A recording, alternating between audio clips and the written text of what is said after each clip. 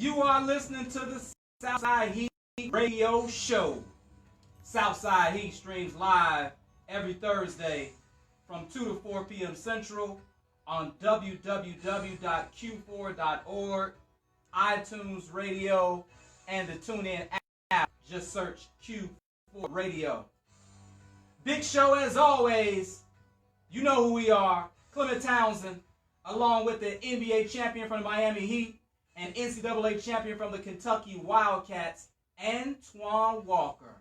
And Antoine, the NBA offseason is just about over. We made it through the slow summer months, had a little fun talking relationships, doing Name That Teammate, but training camp opens for everyone on September 25th.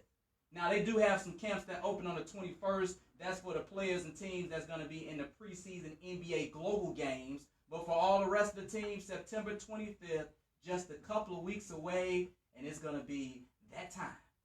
Yeah, I'm looking forward to it. I mean, this is going to be an exciting year. We had so many moves and trades and LeBron James in L.A., so I'm looking forward to the upcoming season and training camp getting started. We were just joking before we got on there. I was telling you, you see these guys starting to report the training camp already. I was talking to one of my boys for the Bulls, who's assistant coach, and he was saying that they have all 20 guys already. Wow. In camp, and I was like, man, I ain't going to camp until the last day before picture day. I ain't going there no day early. Just because you don't want to work out, because you don't want to get in the coach's well, because you're going to be with them for the next 8 months. Hands down. You try to stay away from them as much as possible. So media day, that was about the time where they could really expect to see I'll be there on a regular basis. I'll be there on time, though, media day. NBA regular season starts October 16th. That's the night that the Oklahoma City Thunder take on the Warriors. That's one of the opening night games. So the regular season just about 30 days away. And I think since we talking about Oklahoma City and Golden State, we might as well start there, Antoine, because Russell Westbrook might not play in that game when the Thunder visits the Golden State Warriors. Russell Westbrook had arthroscopic surgery Wednesday on his right knee. He's going to be evaluated in 4 weeks. He's likely going to miss all of the preseason. If, when they reevaluate him, he's clear to play, he'll have a few days left before the opener, as I mentioned, on October 16th. But that's just when he gets reevaluated. He still might need some more time. You know, they might take the cautious approach or the cautious approach to make sure that he's 100% ready to go. Is this a sign of a bigger problem? Because this is actually the first year that 5-year, $200 million extension kicks in. He's going to get paid big money from now and the next 5 years. Some people are saying, or the team called it kind of a maintenance surgery. Some people are saying it's kind of just a repair job. But for me, I think this is a red flag. This is the 4th time, Antoine, he's had surgery on his knee. First time in 4.5 years, but this is the 4th time overall, and he turns 30 years old, I believe, in November. I'm not as concerned as you are. I think, obviously, I like the fact that he's taking care of it right now. A lot of guys sometimes usually try to go into camp and think it's going to go away, but I'm glad he's on top of it so he can be fresh for the season. The reason why I'm not really concerned is if you look at Russell Westbrook, his game has not deteriorated. And what I mean by that, he's just as athletic as when he came into the league, just as quick, still plays with the same aggression.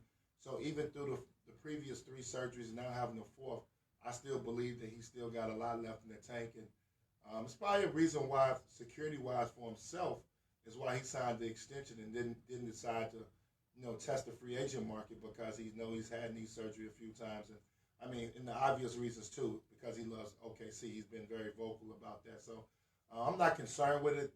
The reason that he's taking care of it early in the season, but I would say this though, this is not the year that superstars can sit out. Okay. A lot of games, if that makes sense. Absolutely. I think the Western Conference is stacked. I think the league is more balanced out.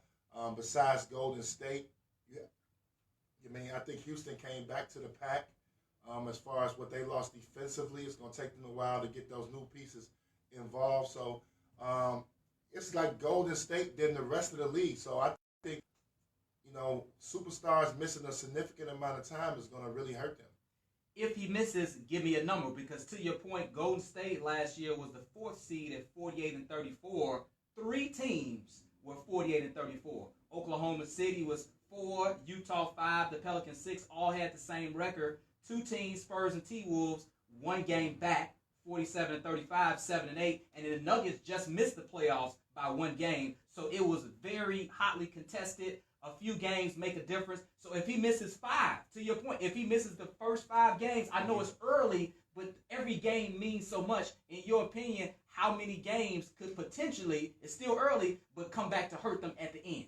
It could, because you got to I look at the playoff series. I mean, the play-in game last year was the last game of the season between Denver and... I think it was Minnesota. Minnesota, right. Yep. And Minnesota ended up beating Denver, and Denver missed the playoffs by 1 game. But just imagine Paul Millsap missed a significant amount of time throughout the season. You got to think when you have your best player, you're going to win, at least half of those games with your best player still, healthy. So that's going to be big for them. But give me a number though. If he misses 5 games, I misses 10. I think 10. If you start to get to double digits, if it starts to get to 10, it becomes a real problem. I think Paul George is good enough. I'm not sure who they play their first 10 games, but I think Paul George is good enough where he can get you a win or 2. But if you start to miss double-digit games, it's gonna be. You got to remember too. This is why that Dennis Schroeder pickup was huge. This is a starting point guard in this league that can perform at all-star level if needed to be, and they may need him early on. And that may be. I don't know if they feel like they can, go 8 out of 10 with him at point guard, but that may be the reason why they may not rush back. Westbrook. They may not rush him back because of that. I saw some highlights from Schroeder. I guess he was playing overseas. He was playing for Germany, and he lost, but he dropped 32 and 14. And he was looking like a beast. In international ball, though.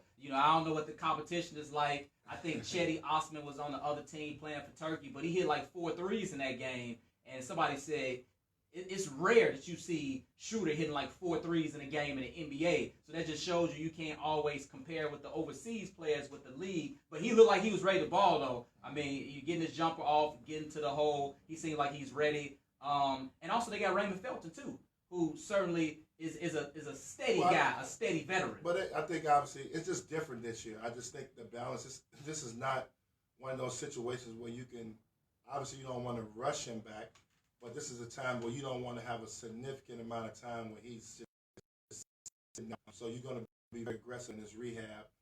But I don't worry about Westbrook because he hasn't showed any signs of weaknesses over the last 3 surgeries. He's been able to stay athletic, stay still able to jump and run and play the game at 110% level that we don't see other guys play with night in and night out. So I think he'll be fine. Let me just say this, though. He has been durable very much so the last 3 years. Missed a total of 5 regular season games the last 3. A total of 5 regular season games. But I mentioned he is turning 30 years old. And it's funny because, for NBA years, to me, in NBA years. He did too. He did too at UCLA. My train of thought. Oh, we had talked about, I think that was last week, when we were talking about what current player has the opportunity to be the GOAT at their position, point guard. And you felt like Russell Westbrook was that guy. If folks haven't heard of that show, please go back and listen to it. We did the GOAT at every position. Mm-hmm. His game is predicated so much on speed and athleticism and having a motor. So now you turn 30. I think he played like 10 seasons. You 10 seasons in. Mm-hmm. And you got to have this to make sure that you okay. Yeah, that's true. I think for him, I think it's different because, it's kind of like with Derrick Rose. We kind of saw him climb a little bit in his athletic ability, where he wasn't dunking on people when we saw early on in his career after his knee surgeries. Well, Westbrook still played with the same, aggression, going to the basket, playing with the same speed, same pace, same reckless abandon. We saw that. So I think this surgery is probably just a little cleanup. It's one of those situations that his knee probably swells up after he works out. Okay. They're probably getting rid of that. But I do understand where you're coming from with the age 30. But I think as a player, the guy that plays that way, you become a better jump shooter, right? A better three-point shooter. And he is not that at this point. Right, not right now. He doesn't have to be. I mean, this is a guy that's coming off back-to-back triple doubles. True indeed. You know, so he doesn't have to be right now. But it is going to come a point as he gets older that he's going to have to expand this game where he's able to make the game a little simpler for him, where he doesn't have to play it at 110%, pace all the time. Right. You know what I mean, so he's got to get to a place where he balances out his game. But I just believe this season is a little bit different. It could hurt OKC getting out to a rough start. You know, if you start off 2-10, I don't know if you can get out the hole. I'm gonna have to look at their schedule. Yeah, I don't know if you get out to 2-10. Certainly, the first night they play against the Warriors, so I know what that is. I just want to, you believe in him. I just wonder with the salary. I'm looking at the salary over the next 5 years: 35.6, 38.5, 41.3. 44.2, and then in the fifth year, 47 mil. Bro, he is scheduled to make 47 mil on the last year of the 5-year extension. You feel confident in him this upcoming season and maybe next year, but those 3 back-end years where you paying him 40 mil, though, are you confident he'll be worth 40 mil after a couple seasons pass? It depends. I mean, I think it depends. 47 mil. Well, it depends on what you continue to add to the team. Okay. I mean, I think if obviously with him making that type of money, it kind of straps you cap-wise. Right. But if you're able to continue to add to the team and get better and better, I think that he becomes valuable and he's worth it. I'm pretty sure OKC took care of their fan base and locked in their fans for the next 5 to 10 years, while he's there. But it's hard. I mean, at that time, it's hard to say that he's not worth that money when you look at his body of work. 2 back-to-back triple-double seasons, an MVP trophy. He's been to the finals early in his career. He was good enough, and I consider this is a part of it too. He was good enough to attract another top free agent to come. Yeah, because most people thought as much as the negativity that we heard coming from him and KD, he still was able to, in an 9-month period, convince Paul George, one of the top 15 players in this league, to come play with him and sign a long-term deal. So I believe he's worth it because he's going to bring other good guys. Steven Adams is one of the better centers in the league. They got some pieces around them. They've obviously made a nice trade and picked up a legitimate starter to bag up point guard to play behind him, where you can lessen some of those minutes for Russell Westbrook if you want to bring his minutes down to 35, 34 a game. Those are always ideal minutes that a point guard would love to play. So you got to put all those things in perspective when you think about Russell Westbrook and what he brings to the table. And if he's a fan favorite, I mean, I don't know if you've ever been to an OKC game, but I have not. That is a college atmosphere. Okay. College atmosphere. Believe that. Certainly, I love watching the man play. I mean, you can't be a basketball fan and not watch the man play. I talk about sometimes he can get a little careless. I think he could be a gun, or he could be somebody to take some ill-advised shots. He might be okay. I'm just worried. That's all I'm saying. I'm just worried at this point that we are starting to see him break down. I hope he's okay. I want him to continue to ball out. But when I just look at the contract, as I mentioned, in the 40 mil, and in a couple years down the road, I just think we're starting to see. Okay, let me ask you a question. Yep. You just throw it out there, not to take things off topic. It's all good. Would you take Westbrook's contract or Curry's contract or Chris Paul's contract? If you had your choice, you had to take one of the two. Off the top of my head, I would take Westbrook because I've just seen Westbrook have, as I mentioned, the last 3 seasons, he has a better health history aside from when he had the 3 surgeries. But there have been seasons when he's played 80, 81 games. Chris Paul, I think you're always putting Chris Paul down for 65, 70 games. So I would take a Westbrook contract if we compare the two. Okay. I'm just making sure, where we're going with this at. I mean, I want to see where you was at with it.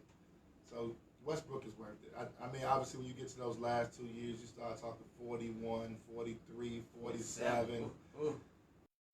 I don't know who worth that. Indeed. Besides, but I don't even know if LeBron James worth that, but I don't know. But I don't know who worth that, to be honest with you. But I'm not mad at him. Get your money, bro. Get your money.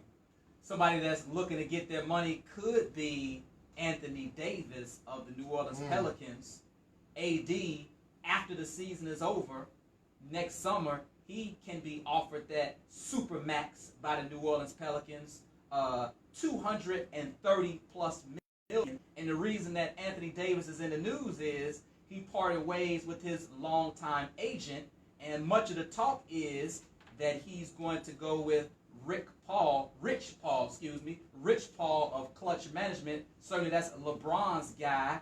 And if he decides to go with Rich Paul, many people feel like, he could potentially end up in L.A. Well, some people will say, well, man, why would he turn all the money down? Well, Kawhi wanted out of San Antonio. They didn't offer him the Supermax. If he would have decided to stay, it's a good chance the Spurs might have offered him the Supermax. We saw LeBron leave money on the table with Cleveland and go to L.A. First of all, do you think that just Anthony Davis fire his agent? We don't even know where he's going to go yet. It's just a lot of chatter that he might go with Klutch Management. Do you think him firing his agent is a bigger deal, and can that be a foretaste, or can that be a preview or indicator? That's a better word. Can that be an indicator of what might happen with him in his future? Yeah, I read this story, and it's kind of weird if you think about how he fired him. 6 years in, he did take the early extension, which he should have took. There's nothing wrong with that. Unless he's upset, and obviously unless he's upset that his agent cannot get him the proper marketing deals, maybe he's not making the money that he believes he should be making off the court. I really don't see why he left him. Unless AD has plans in his head to team up with a LeBron James. If you look at what New Orleans has done, I think first you got to start with, I think the firing of Monty Williams was a bad decision for them. I know they ended up getting Alvin Gentry, but the firing of Monty Williams was bad. I think Anthony Davis, and what I've seen and what I've heard, was very close to Anthony Davis. Was a big part of his growth and development and making him the player that he is today. So I think that's one thing where New Orleans has made a mistake at. And then obviously the personnel that they put around him. We laugh, but they finally made a decent run. We know they made the playoffs a couple years back. Yeah, but they didn't win the game. They got swept by the Warriors. They didn't win the game. But then you go and you sweep Portland. That was nice. You play a very competitive series against Golden State. But you play without another superstar, another top 10 player in the league when healthy, DeMarcus Cousins. I don't know what the effort was to bring DeMarcus Cousins back, but at all costs, if I want to keep Anthony Davis, I'm going to keep DeMarcus Cousins. Unless it was beef between them, but it seemed like on the outside that they were good friends. Obviously, we know University of Kentucky. We see they figured it out how to play together where they both were still able to be very effective on the court. So to put that in perspective, the Rondo situation bothers me. You don't bring back a guy like Rondo, who had very good chemistry with Anthony Davis. You don't do whatever it takes. I think being slow on the ball. So those things can kind of, maybe AD is probably like, man, I need to get out of here and get to a better situation. And you got to think about it. All these guys are living in LA in the summer. We talked about this many times on the show. These friendships these guys have created. Mm-hmm. He's looking at a situation where he probably wants to get to LA. He lives in LA in the summer. Anthony Davis. Yes, I did a financial. We did a financial seminar out there with the New Orleans Pelicans, and had a long talk with Anthony Davis privately, and he's moved to LA. Okay. So he lives in LA. So when you start to hear this LA thing, it's not. I think it's real. And I think when you think about Rich Paul going there, him going with Rich Paul, it makes sense. He would have to leave a lot of money on the table, but I think in this day and age, I think he makes $25 million this year, $27 next year, and if he stays in his contract, he'll make $28. Yep. I think he got that player option on that last deal. Yep. When we and you argue about these numbers, when we start talking about 220 to 180, and yep. we always talk about, me, I'm like, get all the money you can. But in this situation for Anthony Davis, if he wanted to leave and go somewhere else and opt out that last deal, I would respect that. He's in a place where there's no marketing dollars for him. Okay. It's hard for him to achieve. It'll be hard for him to get an MVP award. Very hard being in New Orleans. If you look at his numbers the last 2 years, he's just now starting to turn the corner numbers-wise. I mean, he's averaged 28 points a game the last 2 years, 28 and 11, I think, the last 2 years. He played 75 games last year. That's huge. Which is huge. So I think he's ready to turn that corner. And if you think about it, that's a great place for him to go play with LeBron. You got to think 2 years down the line, LeBron signs a 4-year deal. He'll have another year with the option to stay in. LeBron, Father Time should have been kicked in by then. I mean, we can't keep putting him at the level that he played at this year. So you got to think Father Time is kicked in for LeBron. And to bring Anthony Davis, a guy who will be only going into his 9th season. I think Anthony has six years in. So he'll be going to his 9th season, right in the prime of his career. You partner with them, and we don't know who the Lakers are going to get next year. Because they got a max slot available with the, parting ways with the Bull Luol Deng. So see, one thing about the Lakers that we always got to remember, too. Y'all got to remember, we got to remember Kuzma. We got to remember Ingram. Yep. We don't know how the ceiling is very high for those guys, too. You didn't mention Lonzo Ball. You know why I didn't mention Ball? You just left him out. How you just leave out Lonzo? He was the number 2 overall pick. I think LeBron James is going to get him out. I think the father is going to do something to ruffle those feathers. That was my cosign of decline. Let's not talking about Lonzo. You already. Lonzo might have a breakout year this year. We'll see. I mean, they got Rondo on the team, so it'll be interesting to see how much minutes he get, does he start, et cetera, et cetera. I'm just saying, I'm looking at the big picture. Right. I'm looking at down the line. So you wouldn't be surprised. It makes sense. I think if people follow the Anthony Davis story, if he signs with Rich Paul, it makes sense. He's looking to go to LA. And I don't know his relationship with his agent. I have no clue about that. Yep. But I'm looking at a guy who's got, I don't know what, if you look at it, Anthony Davis is not in any commercials. Nike does not use him. He's not in Gatorade. He's not in, he has nothing. We don't see him on the national scene, and we're talking about a top 5 NBA player. And he doesn't have the marketing to go with it. And we don't know if that's because he's in New Orleans or that's his agent. But, we see some other guys in small markets still on TV. You know what I mean? So I think that's probably bothering Anthony Davis. I'm pretty sure Rich Paul and those guys have done some tampering and probably like, listen, you know what I mean? You're pretty sure they done tampering. You just, why all of a sudden you come out with that being your agent? There's a lot of good agents in the NBA. I wouldn't say that's the only best agent, but he probably wants a marketing deal. That's my thing. When you fire an agent, when he's still getting his 4% of your $170 million deal extension. Anthony Davis. $145 million extension. That sound about right. Yeah, so his agent still got that 4%. So when you fire a guy like that, you mad because he's not able to get you any marketing deals, to me. And he should have some marketing deals. I don't know if his personality that bad? I think he got the whole unibrow thing, which people know him for. I think he got a decent personality. I think that's something you need to play off of. But I'm looking at some of the other clients of Rich Paul, and he's got Ben Simmons, obviously with Philadelphia, John Wall with the Wizards, Bledsoe in Milwaukee. So just because he's cool with LeBron, or that's LeBron's associate, a longtime friend, and LeBron is in L.A., Rich Paul has plenty of other clients in other markets, though. So I just wonder, just playing the other side of the fence, if it's fair to say, oh, okay, he was Rich Paul is LeBron's guy, let's go to L.A. They got players on plenty of teams. No, but that makes sense, though. I'm just thinking about him to L.A. makes sense, if you think about it. Why couldn't it be him to D.C. to play with John Wall? Just saying. It depends. I don't. It depends. I think right now, these next 2 years are test years for John Wall. They have a good enough team in the Eastern Conference with him and Bradley Beal, 2 All-Stars. Then you add Dwight Howard. They got Austin. They got some pieces over there. Yeah. They need to turn the corner.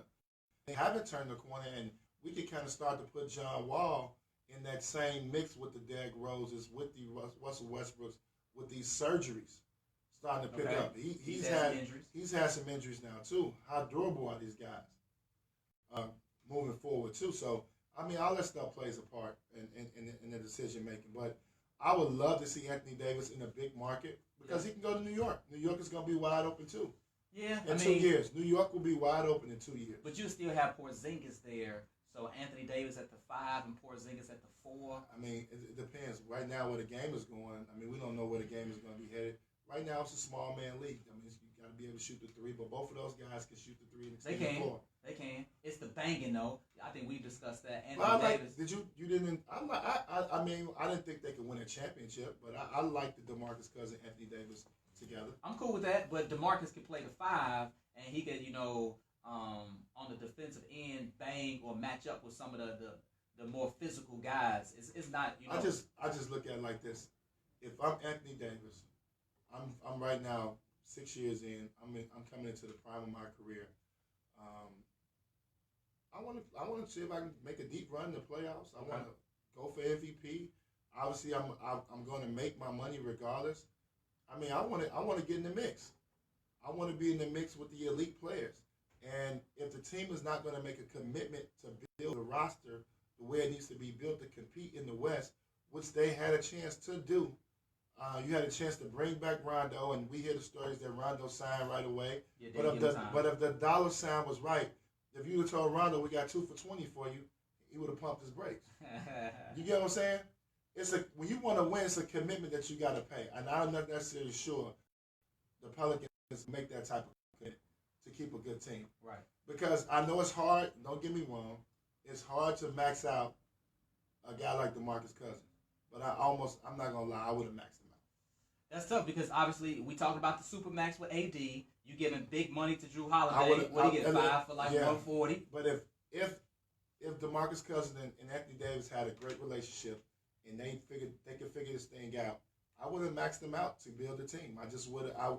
That's what you have to do. You got to take chances like that to build a team. Now, maybe you could have, worked it out where you had a provision in there, injuries, and I think like Embiid has some provisions in his team. Maybe put some provisions in there, but make a guy feel like he won it, like you want to max him out, and he stays there. Instead, you lose a guy like that to a championship team. I would have never done it. I mean, it's just tough though. The number on Holiday 5 for 126. So you got Holiday paying him and Davis, and then playing Cousins. Like how you just round out the rest of the roster. It just makes it difficult. I mean, you have to do it that way. I mean, you got to look at Washington. You got to look at what the cap is. You got to look at Golden State. They figured it out. Yeah, Houston kind of figured it out too. Yeah, you round it out. You get guys that you get marginal guys, and obviously it bit Houston because they wasn't able to get up to $15 million for Trevor Ariza. Right. So I mean, you're not gonna be able to keep everybody, but it is serviceable guys that can come in and play. When you got three, 4 All-Stars, you don't need much else. I think gotta go back to high school. You remember in high school, you could just be the man, and just put 4 other guys like, on the floor. Like when I was in high school, you just give me 4 other guys. It don't matter. It don't matter. I'm gonna get 40. I'm gonna get 40. Whatever happened after that is whatever. Period. I mean, in high school, you need 2 guys. Right. But in grammar school, 1 guy. In high school, you need 2 guys, and you can get it done. In the NBA, I mean, you need multiple. But if you got 3, Holiday, Cousins, and AD, you can go to war. You can get it done. You can go to war. I mean, we live in Chicago, this beautiful city. We watch Jordan Pippen, and we watch them add a Dennis Rodman. Yeah. But those other pieces were pieces that they drafted first time around, first 3. Yeah. Those other pieces that we saw them add, they just added pieces onto the team. You got to think about. Let's look at what's the name supporting cast. I mean, Sean Livingston rejuvenated his career. Yeah. Obviously, Andre Iguodala was a steal to get an all-star caliber player to come off the bench. Yeah. But besides that, all those other guys were, marginal players, minimum guys. We see JaVale McGee, or we see what's my other big man who stepped on Kawhi Leonard foot. I mean, they even got minutes out of Nick Young. Hey, and he hit some threes, and he balled out Cook too. From the D League. Quinn Cook from the Duke. D League. The 2-way. So you got those land people, man. Don't even matter. So I mean, Anthony Davis. I think that's going to be true. I think that's going to be a story that's going to be worth following. I think we're going to continue to talk about that. But it'll be interesting. That story going to kick off with who he signed with to be his agent. Who does he sign with? And then this summer, after the season's over, do the Pelicans offer him the Supermax? Because if they offer him the Supermax, then he's got a big decision to make. Ooh, that cat at 2:30. 2:30. Goodness gracious. We're going to take a quick break on the Southside Heat. On the other side, we'll be joined by Jason Campbell, CEO of Brand B Sports, to talk about sports and marketing. Stay with us, Southside Heat. Coming right back.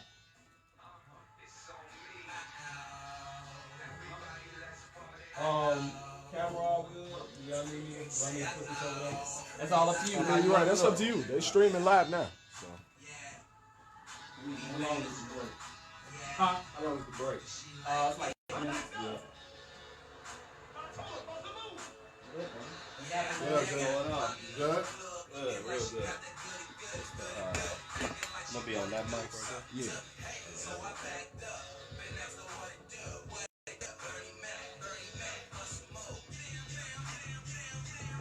I don't know, man. I think he's gonna I be just loyal. text Rich. Huh? I just text Rich.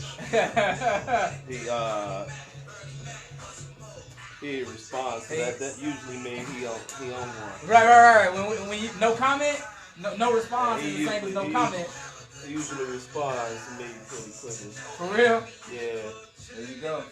You know, J.R. Smith, one of his Clients too. clients, we did a marketing deal for him. Okay. I still think he's staying, man. I think he's staying. He just wanted, like you said, he just wanted a new agent to try to get maybe some more marketing deals. Yeah, but I think he's staying. At least, if I not to think about it, I say it's like, damn, but you think about it, Nike don't use them really. You know what I'm saying? Ain't no other big companies got them. That's true. A lot of they can do where he playing at, though. So, Throw that under there.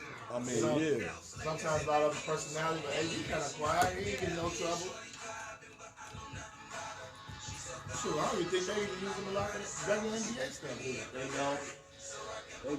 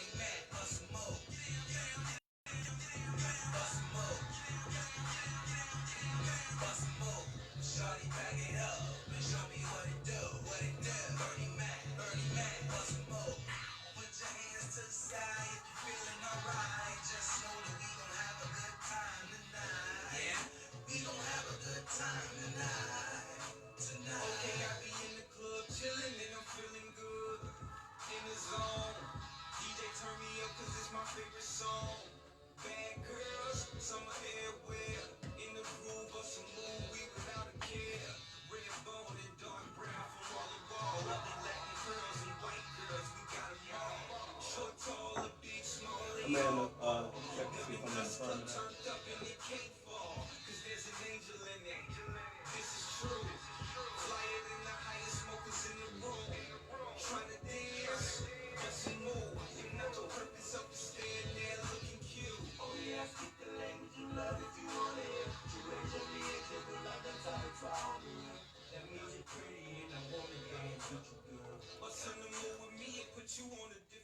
SouthSideHeat, Clement Townsend, Antoine Walker. Be sure to follow us on social media. Walker Antoine 8 on Twitter, Walker Antoine 8, and Clement TV _ CLEMENT TV _ on Twitter. We're pleased to be joined by Jason Campbell in the studio, CEO of Brand B Sports. Over the last 6 years, you've worked on with several athletes and their personal brands doing different endorsement deals, philanthropic campaigns, and business development. Jason, thanks for joining us. Thank you for having me. Talk a little bit about your services and how you're able to help athletes and what you offer to them. Well, we help athletes, with their personal brand and image on and off the court, field, racetrack, and ice. So we're in several different sports, NBA, MLB, NFL, NASCAR. Yeah, I said NASCAR. Okay. And recently hockey and tennis.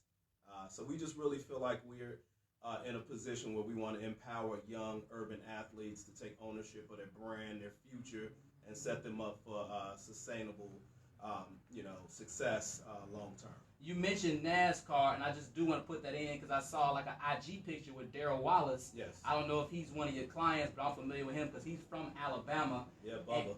Bubba. And he's like just one of the fantastic stories, racing in the highest series, the Monster Series. Yep. First full-time driver, Antoine, I don't know if you know this, but Darryl Wallace, the first full-time African-American driver in more than 40 years, yeah. on the top series in NASCAR. What is that relationship been like working with him? It's really good, man, and as on fire as he is, he's still having some challenges as far as sponsorship and things like that. So Okay. that's some of the things that we've been working on with him, is helping him elevate his brand outside of the sport as well. But he's a great guy, and we're looking forward to kind of executing some things down the line. NASCAR. I don't follow NASCAR. So Okay. We gotta get you out to a But race. seriously though, man. Darryl Wallace, keep Hey. that name in mind though, because I he's mean, doing. Bubba Wallace. I ain't gonna Yeah, lie. yeah. I ain't gonna lie to you, Jess. I probably won't attend. I'm not gonna go watch a race. But for a minority though doing things, Antoine, you Yeah. just keep him on your radar. That's all I'm saying. Keep him on your radar. He's making some waves for African Americans. Absolutely. We don't typically compete in that sport at all. Yeah. Just people like you don't watch it. Yeah. But maybe he can get some. Maybe he can get some. If he start winning, maybe he can get some eyeballs. See what it's all about. Absolutely. No. I just never followed the sport, but that'll be an experience. But I've never been to a hockey game, so I don't know. We gotta get you out to the Blackhawks. Yeah. I don't know if that makes me bad if I ain't never been to a hockey I mean, game. you stick to what you know. I'm not mad at that. I just spent time in Alabama and NASCAR and all that. The truck series is Yeah. huge. Talladega, that's Yeah. big. Look out for Jesse Awuji. Okay. He's a Nigerian American, active duty Navy. He's doing some great things in NASCAR as well. Great brand, great platform. Armani Williams is 17 years old, autistic, Wow. very bright kid though, and is also doing some great things, African American. So we've been working with NASCAR for about 2.5 years. And really helping them from a corporate perspective as well as with the individual drivers. So we're excited about that, and we're going to have to get Antoine out to a Blackhawks game. Definitely a race and a Blackhawks game. So. Yeah, I would go. I would have to take the experience on. But it's not necessarily on my bucket list either. It's not on my bucket list. But let me ask you a question. So you guys, you're not an agent. No. You're not an agent. So does the agent reach out to your company and to do that, to handle that part, and you guys maybe cut a deal with the agent? Or do you guys go out and go after your own players? Like, are you sitting at home looking at certain athletes on TV and say, well, this guy could fit our mold, or we could do a... Several other high-profile guys and their clients, just kind of helping facilitate different things.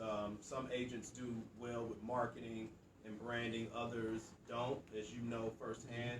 And then we also have spoken directly with players, and they've become clients that way as well. I think agents, one of the things that Rich does well also is that he knows what he does well and knows where, there's opportunities to partner with folks.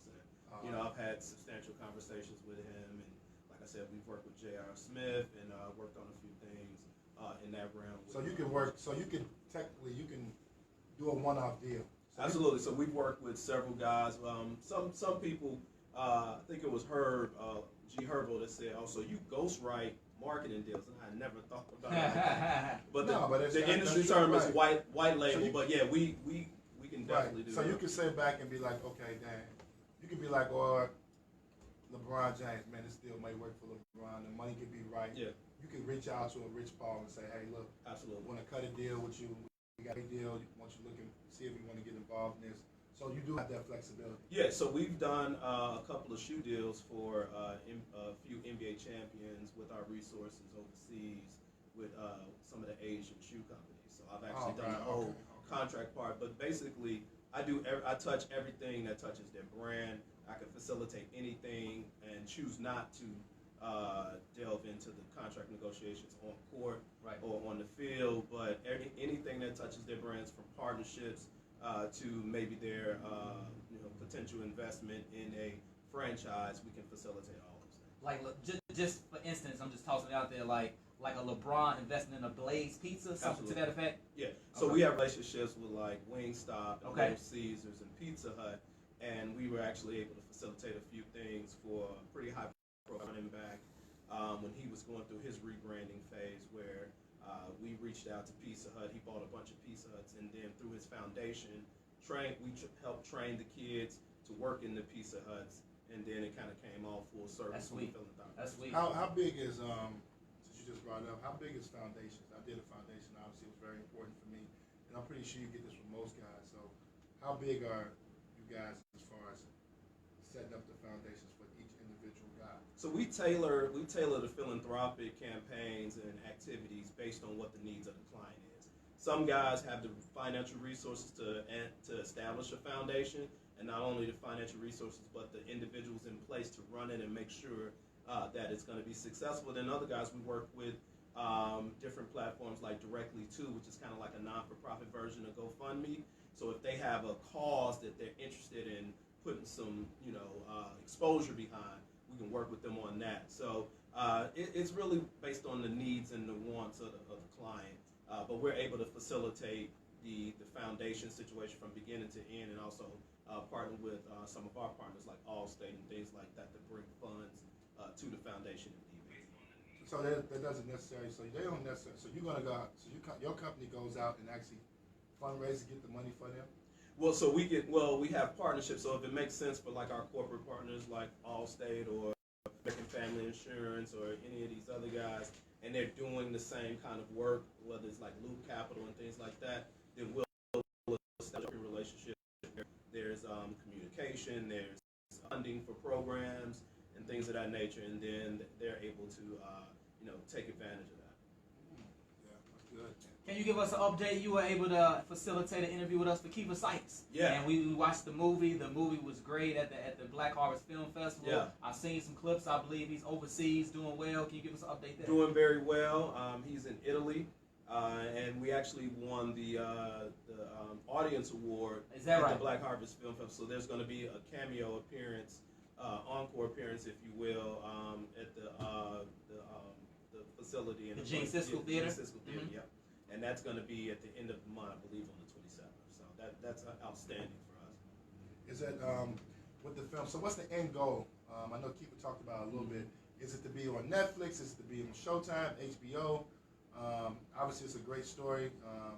But what's the end goal with it? Because we see a lot of these documentaries. Obviously, I did a documentary myself, so I understand the business side of it. So what's the goal for that project? So it will be coming out on different platforms like iTunes and Amazon beginning of next year. But the end goal, Kiefer wants to use that as a platform to effectuate change in the community.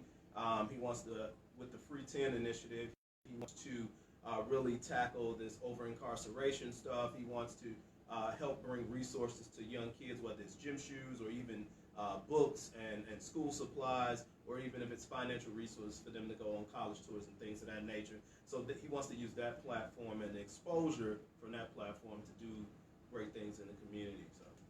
Oh, okay, that's cool. Let me ask you a question too. Like, so and it's tough too.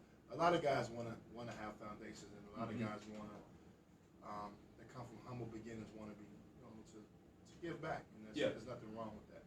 How do you scale down and kind of put that project together for a guy that that's going to be, no matter what, and you know this, and if you're not, obviously if you're a LeBron James, you're going to get, like when he built that school, I'm pretty sure, like I know, he's probably got 10 financial backers for that school. Yeah. Besides his own self. Yeah. But when you're dealing with, I don't want to call guys out, but when you're dealing with a guy who's maybe marginal, a guy that's probably making league minimum, still wants to do something positive. Yeah. How do you talk to that player to let him know, look, this is what you're going to be able to do? Yeah. So that's where this is your lane right here. This is your lane. No, that's important. I'm serious because I noticed, when I did my charity finance, it was different. One, I had money at the time, but there's tax reason, IRS time. They're only going to let you write much. Right. But then the other flip side to it is that how can you get some money from other people? Yeah. So I used to fundraise. Okay. But a lot of guys can't fundraise because a lot of people just not. I'm just a role player. So you put my name out there. Well, the heavy hitters not necessarily coming. So we have the great thing about us. We also have a arm of the business that works with corporate clients and corporations and teams. So, for example, to your question, it's really the type of impact they want to have. So when Tyler and his pops reached out, the objective is not to be a full-scale foundation at this point, but to make an impact where they can. And so that's where I come in, because I have so many great relationships within the community. I can call the Southside Y and say, hey, let's do this. But we also did a campaign with one of Chicago's own who plays for the Titans, Nate Palmer, for this guy down in Tennessee. And it was through Directly To, which is basically a not-for-profit. And so we were able to coalesce resources, financial resources, to this guy who was suffering from multiple sclerosis. And Nate didn't have to do a lot of heavy lifting. He did a couple of interviews, showed up, interacted with Kevin, and actually stayed in touch with him. And so it all depends on, kind of where they are in their career and what their resources are. And then we're able to, really mix and mingle the things that we can execute for them. Wow. I know, because I'm like, man, when you do a foundation, I'm pretty sure it's even harder now compared to back in the day. Absolutely. That it's harder now to actually get money from other outside, from other people and companies to brand. Now, let me ask you a question about when you got young guys that's like, when they, like, say Tyler. Yeah. It's kind of like, right now he's fighting to get in the league, but he's also, your client. Yeah. Like, how do you separate the two as far as not getting too involved as far as the contract? Because that's not your part you play in, right? That's not my part, but we need to be lockstep when it comes to what's going on a regular basis. So I'm always in conversation with the agent as well as, in this particular case, Tyler's father, to understand what's going on. And that allows us to do our job better from a communication standpoint. And so, I believe in over-communicating, and we're able to speak with the agent and with their representatives to make sure that everything is on the right path and everything is executed properly. Gotcha. How difficult has it been to just kind of build the business? I'm sure everything when it comes to marketing starts with relationships. So to meet the key people, to have the relationship, to be able to do different things in different sports, how much of a challenge has that been trying to build? I mean, hugely difficult and very challenging, but I'm an aggressive networker. Okay. And one of the big things about me, I'm very consistent. So, for instance, working with a guy now who, I can say his name, Andrews. And, I was just really on Calvin for the last 4 years, and he actually became more of a mentor. And then after that, he was like, yo, when he made his move and left his previous agency, he's like, all right, I want to work with you. So that's really important when it comes to that. But you got to be able to deal with rejection. You got to be able to deal with agents pulling the rug out from under you. I created an opportunity for a guy to be on Empire, and they didn't show up for the meeting with the VP of Sony in LA. Him and his agent. This is an athlete we're talking about? This is an athlete. This is a top 5 point guard. Plays in the West. Wow. And I won't say his name, but I think that you have to. In dealing with that, I didn't play AAU. I didn't play professional basketball. My background is in marketing from a corporate perspective. Worked for 2 of the top 3 global companies in the world. And you just gotta stick with it and understand that I'm not Caucasian. I'm not white, and this is a small African American boutique sports marketing agency. You just you got to take those bumps and keep on moving. Is it dealing with the agents? What type of pushback have you got? Because I know the agents like to cut the marketing deals. Yeah. They want to, especially early on in their career before the guys get the max. Yeah, that's really the only way they can make money. So, how much pushback have you had from the agents? A lot of pushback. I mean, they're very territorial. I even had a guy who didn't look like us, Georgetown graduate, law school, told me don't touch the merch. And so he said, don't talk to me. This is how he talked to me. He said, don't talk to my girls, and meaning his players. And so you get that type of pushback because they don't want. That's how he referred. That's how he. This is a Georgetown graduate dude from New York. Clean cut guy, and he talked like that. Wow. But that's the level of if you think about guys that have had big time players and got them poached from other agents and things like that. They're very territorial is the word when it comes to people working with them. I always tell them I have absolutely no want to do what they do. I'm in this space for a reason, helping these guys use their platform in the community, helping them take ownership of everything that they do, and help build a sustainable brand that goes past just basketball. And so that's my goal, and that's what I do. We appreciate it. Tell us where we can find you on Instagram. Well, I know I find you on Brand B Sports. Yep. But where else can we find you on the web and things of that nature? BrandBsports.com, and Cam, a CEO on Instagram, as well as my personal business page, CAMACEO, and follow us at Brand B Sports on IG as well. Well, we appreciate the relationships that you have connect us with, and we're glad that you were able to take some time and join us here on the Southside Heat. Thank you for having me. More basketball talk still to come. Stay with the Southside Heat, coming right back.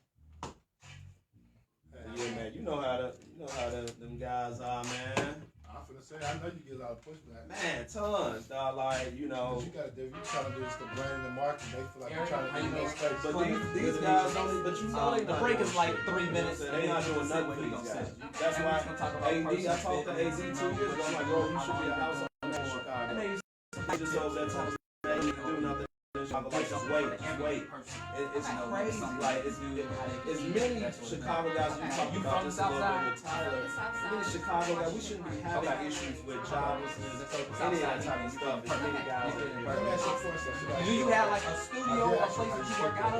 No, I just I know you probably get a lot of those guys.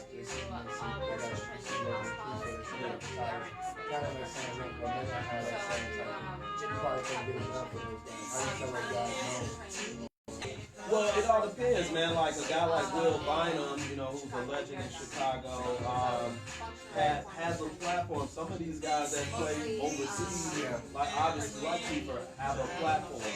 And you know, it's just a matter of, I don't reject anybody. I sit down and talk to them, see what they want to do, and then, you know, what their budget is really important.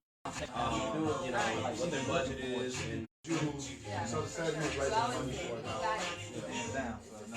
Absolutely. What's your percentage of what you bring? so if they have me on retainer, I'm typically about 20%. But my NASCAR guys will take 25%, just because of the grunt work that it takes to secure a deal like that. But it all depends, man. It's flexible. Like I just secured, and I probably need to get him to come through Kamal Murray. I just secured something for them with Jordan Brand. That's my guy with the tennis. Big activation. Hey, pull that mic through that for me. XS Tennis, I went to Winnie Young with that guy. And so, you know, it all depends. Man, conversation, you know, and the plan is always tailored on what the needs of the client are.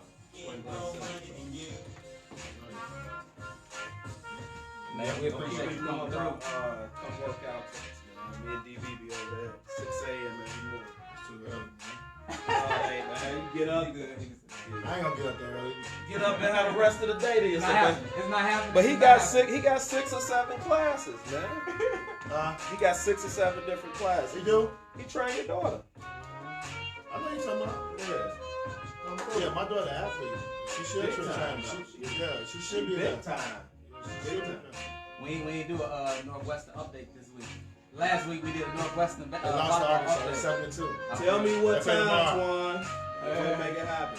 Yeah, I ain't gonna be I at need 6 a workout tomorrow. part. That need to be like 10? What that need to be? 11! Some nights go left for me. What about the nights that go left for me? I get to bed at 4, 5 in the morning. I can't get up at 6. No. You just got in bed. You might as well just go straight there. You might as well just come straight in. Straight up. You might just go straight Come there. get it in, man. How you doing? Good. I'm here. Let's see what your Antoine. Where you from, America? So she from the south side. You from Represent on the Washington? south What side. Heat. Oh, word. I just, You went to Kenwood? 40 blocks over there. You went to King? You went to the good King, though. Y'all ready? Went to the good Y'all ready or another one? Not the Amari Sawyer King. Yeah, I just bought him. Clement Townsend, Antoine Walker, Southside Heat. Be sure to subscribe. iTunes, Google Play, Stitcher. We also on Spotify as well, so make sure you subscribe. We here every single week bringing that fire. We're pleased to be joined in studio by Erica Robinson, personal trainer and nutritionist in Chicago, the founder of Connection LLC, a personal and performance training company. Erica, thanks for being with us. Thank you for having me. I'm so happy to be here. Well, talk about what got you into the personal training space. Why was that an area that you decided to even venture into? Well, it was a late decision. I really wanted to be a doctor. I was on this path to go to medical school. Had a few experiences with cancer and other terminal diseases, and it kind of pushed me away from being a doctor. Okay. It made me want to think think about, well, everybody's getting it around the same age, around 40 years old. So that's about 40 years. So what are we doing to our bodies for 40 years that makes this happen around the same time for everybody, especially people that look like me and people in my community? So I would imagine you started doing some research. Maybe you started looking at. A lot of times when I hear people think about diseases, they start looking into food. What was the next step after that? Yeah, the next step after that was to focus on my own health and my family's health first. Okay. I was overweight. I was about 190 pounds.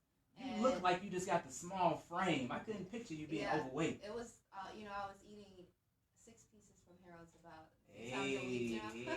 So I mild sauce. being concerned with Wait a health. minute, but how long was this? I mean, you can finish your story. Yeah, How long was this? You was 190 a year ago, 2 years ago? I was 190 about 5 or 6 years ago. Okay. Yep. So it took about a year to transform, a year of consistent work. So I started being more concerned with the way foods affected my body and how they could even make me healthier. Not just wanting to lose weight. I was wondering, can we eat something that would, prevent us from getting cancer? Mostly thinking about people in my community, my family, and other people that I knew who had been affected by the same diseases. So that's where it all started. Then I started doing my research, became a nutritionist, did not become a trainer right away because I was overweight. So I didn't think I would be a great example to train people. So I lost weight first and then became a trainer. You can't. What it says. Yeah, don't stop right there. What was the research? You're right. So the way I sum it all up all the time is the research I found is that our bodies are kind of like cars, and they need fuel to move, and they need fuel to sit here and talk amongst each other. And the fuel that we put in our body, just like the gas we put in our body, it depends on how we will drive. How we will move, how we will function, how long we will last. What will break. It's the same exact thing. And people, you might have a BMW, and then you might have a nice, a car like a, more affordable car. But if you have a BMW, you're treating it a little differently. You got to put like that premium. You can't put that regular in that BMW. Wow, that's why I try to drink premium drinks. I don't put absolute in my body. I'm going to get Grey Goose. You top shelf with it. Top shelf. Top shelf. Yeah. I'm not going to put no absolute in my body. See, I don't think that's what she's talking about. Yeah, I don't like when you put that in. Tell me to go have a drink. I don't want that. Give me top shelf. So I like that. But you do that. Harold's was a little every now and then, though. I done seen you with some wings or something, though. Every now and then. I'm not a big Harold's guy, though. I like Harold's, but I wasn't doing it like she was doing it. You need balance. You still got to have Harold's. You do? Yeah, you still do. In moderation. In moderation. It's all about balance. Being completely 100% only eating healthy foods is unbalanced. Okay. You need a balance. So let me just pick you up on it. So what's your diet right now? What's what's your diet that you maintain? I follow certain rules, but it really depends on my activity level. So right now my activity level is pretty high, so I have to eat, a lot of protein and a lot of carbohydrates to. So you still eat meat and all that? I still eat meat. It's been times where I went like 4 years only eating fish or a year not eating meat, but it depends on your activity level. Right. So a lot of people, most Americans, we spend little time burning energy. Okay. So if you feel what I'm saying, most of us do activities all day that don't require much energy, but we put in a lot of calories in our bodies. So it doesn't match up. Okay. That's why you end up only maintaining, even if you are working out, you still don't get results. Or you end up just gaining weight, over periods of time. So 2012, you became a certified nutrition and wellness counselor. Yep. Began working as a personal trainer 2013, opened your first gym in the summer of 2015. Yep. So tell us where you are now in terms of the services that you have. Okay, right now I'm a personal trainer and nutritionist, so I consult the general population on their personal lifestyle goals. So I might be training a mom of 3 who still works a 9 to 5, or I might be training an entrepreneur that doesn't have to wake up until 10, but is up until 3 a.m. And so I'm trying. Antoine, Yeah. he's an entrepreneur. Yeah. That's not him. That's one of my schedules. Yeah. Listen, man, keep So it going. I consult them on how to not be overwhelmed with trying to live a healthy lifestyle, but fitting it in the lifestyle they already have now. And I also coach youth basketball athlete females on performance training, whether it's they're training for camp or they're training for the new season. Now, you have a facility? No, I just closed the facility earlier this year, and I plan on opening up a new one sometime next year. Oh, okay, Yep. okay. Yep. Not bad. I'm excited. Well, I want to hold on. Let me get to this. Go ahead. I mean, she spoke a little bit about me. Okay. So, what the tips for a person that's up late, Yeah. that's up late and don't like to get up in the morning? You just heard me. Yeah. You just heard Jason ask me to work out at 6 in the morning. That just ain't gonna happen. So, give me some tips for that lifestyle. Right, that lifestyle right there. For an entrepreneur, our time is how we eat. You know, our time is how we pay our bills. We can't, waste much time. We don't want to cook. We don't want to meal prep. Every client that I have that's an entrepreneur doesn't want to meal prep. They barely have time to work out in the gym. So I say, number one, you need to get professional help to know how to maximize your time in the gym. Everybody doesn't have 2 hours to go spend in the gym. Maybe you only get 45 minutes. Professional help means you should go have a trainer. Yeah, you should get a trainer Okay. or even I have a thought you were gonna consult. send me to a therapist. No. Professional trainer. You can even have just a consult, and you can find free consults. Tell them about your lifestyle and ask for tips, to use. You can also research on YouTube. I used YouTube when I first started losing weight a lot because I didn't want to go to a gym because I had so much knowledge from being an athlete. I just wanted to use it myself, but you can go on there and use it. What else is there? You can also make sure you just follow certain rules. Number one, eat breakfast every day. So people think you have to eat breakfast before noon. When you wake up, you just want to eat right away. Because when you don't, you're telling your body to preserve fat and energy. So is that breakfast food? It doesn't have to be breakfast food. Oh, It okay. needs to be calories. It just needs to be food. So then when you eat breakfast, what you're doing is telling your body to make room for calories so it will burn fat. People who don't eat breakfast do not burn fat. They store it. So it really is a cliche that it's the most important meal of the day because it is true. And try to limit the restaurant food. That was one of my main issues because I love restaurant food. So you should cook at home? You should cook at home. At home, you tend to eat smaller portions. You tend to eat a little slower also. And at home, you can monitor salt. You can monitor how your food is preserved. At restaurants, they seem healthy. Even restaurants that may seem healthy, you have to think about how the food is preserved. So it has to have chemicals in it for it to be able to, like Chipotle, no shade, but if the food is out, it has to have something extra in it for it to last out like that all day. And those type of things are the things that's killing our fat burning cells or putting in cancerous cells in our body. So learning and even becoming a nutritionist or just studying it yourself, you'll be able to learn what's best for you because everybody's different. I thought Chipotle was a decent, Me healthy too, option. at first. Like you get Yeah. your little beans and Yeah. rice burrito, or my wife get Yeah. it just the bowl without Yeah. the wrap. I Yeah. thought you were doing all right with that. Yeah, It's I made first it of all, a couple times. it's a huge serving. That's the first problem. Oh, that it is. Yeah, You will be yeah. full. And most people aren't That's a going to wonderful eat just serving half, it you is. know. No. Yeah, I'm like I going said, all. they're putting in more calories than they're burning. Okay. And that's why it's hard for people to make progress.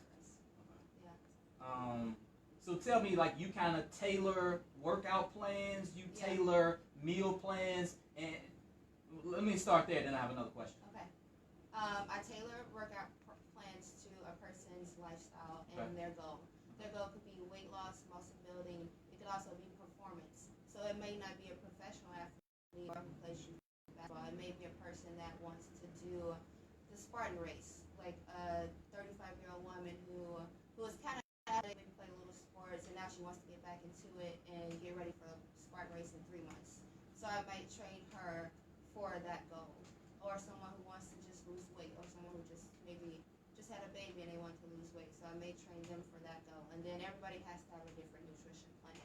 Okay. I mean, there are basics that everybody has to follow, but everybody's schedule is so different and everybody's body reacts so differently to food. Okay. You know, some people are supernaturally fit Right. too, and they don't even work out. They brag about it and they don't work out. It's that But high that's metabolism. I know about genetics, that. Right. Yeah, I But know about sometimes that. you got it, sometimes you don't. I don't have it naturally, so I have to work out. Okay. You know, if I don't, you'll be able to tell. If I eat bad, you'll be able to tell. So for those of us who have to work for it, we just gotta work Antoine, for don't it. she look like she built smaller? Well, I was shocked when she said 190. Right. And I'm super short. But she's probably, Yeah, but she's 4 or 5 years in though, so she's kind of. Okay. She's trying to transform herself. This is you would never know. You have to see some pictures. We'll never know. You have to see some pictures and Those be like, before and afters would be amazing. Yeah, sometimes people don't believe me. I need to start posting them more. That's on right. Instagram. Absolutely. Yeah, Absolutely. Stop. Sure. You've worked with athletes in the past? Yes, I've worked with football players, Okay. people who run Chicago Marathon, track athletes, and most currently I work with basketball players. Okay. So a couple of players at like St. Ignatius in Chicago. Absolutely. Just trying to get into college, play college basketball. so you do the on-court stuff, the nutrition part, everything. I don't do skills training, so I don't do ball handling skills. I do strength and conditioning, and for athletes, that's our main goal with strength and conditioning training for an athlete is to prevent injury. Absolutely. So teaching them how to land, doing strength workouts that will strengthen those muscles that they use for landing, jumping, running, sprinting.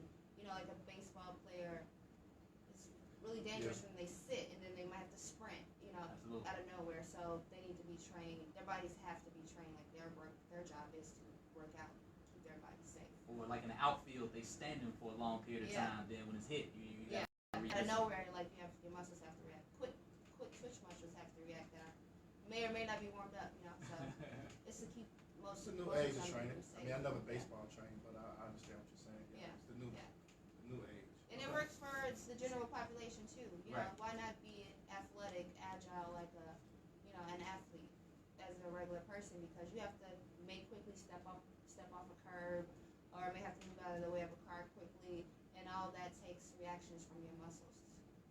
So to do Antoine, really fast. what you think, Antoine? I know it was for a minute. You was at least going running and stuff like that.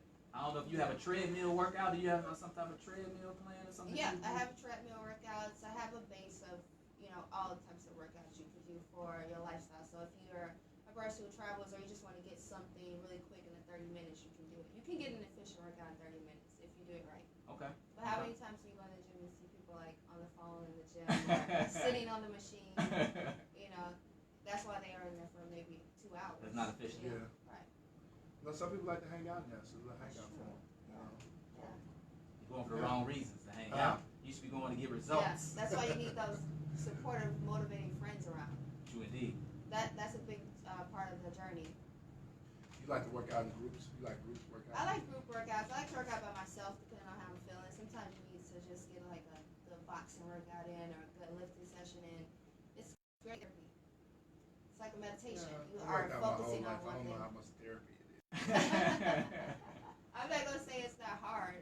I have to talk myself into doing it sometimes. I think working out becomes fun, and this is what I know.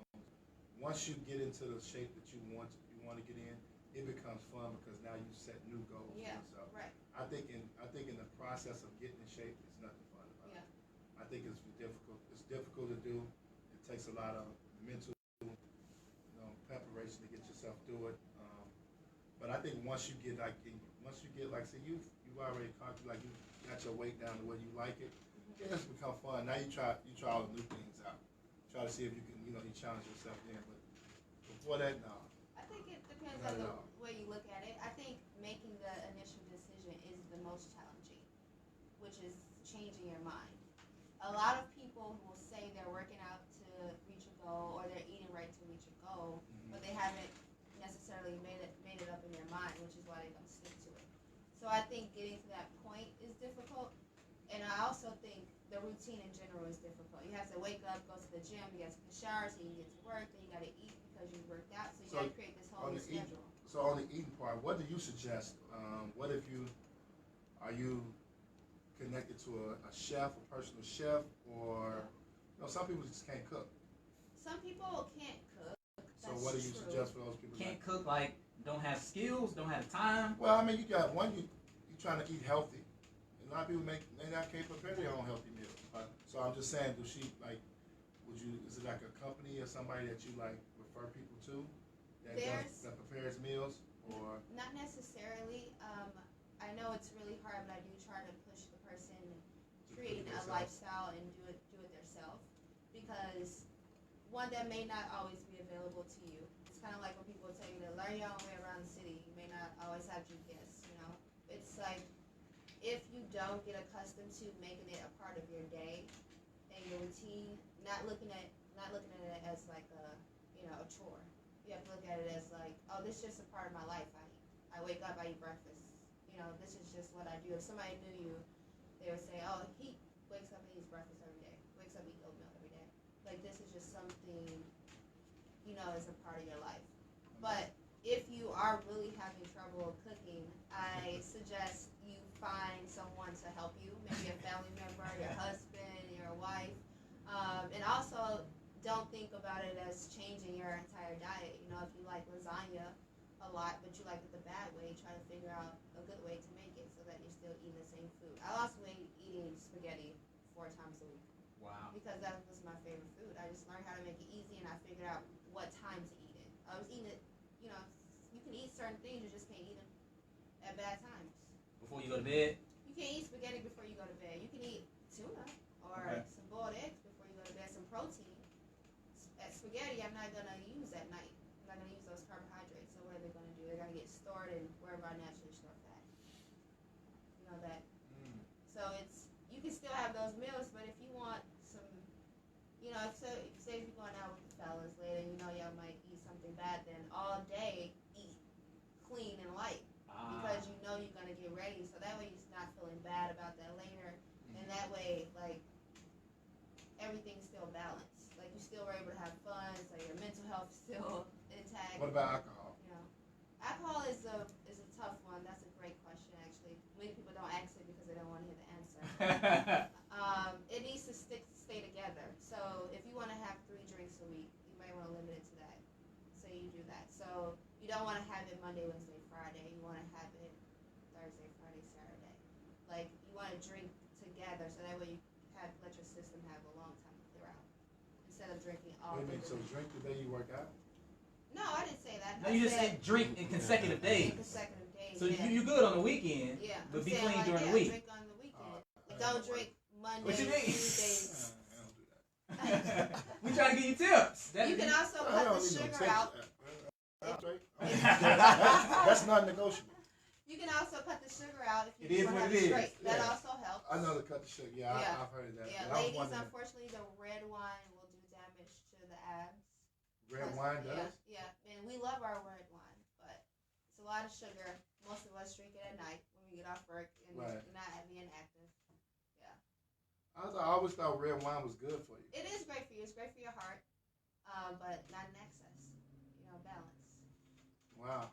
It's all about balance. Yeah. You ready?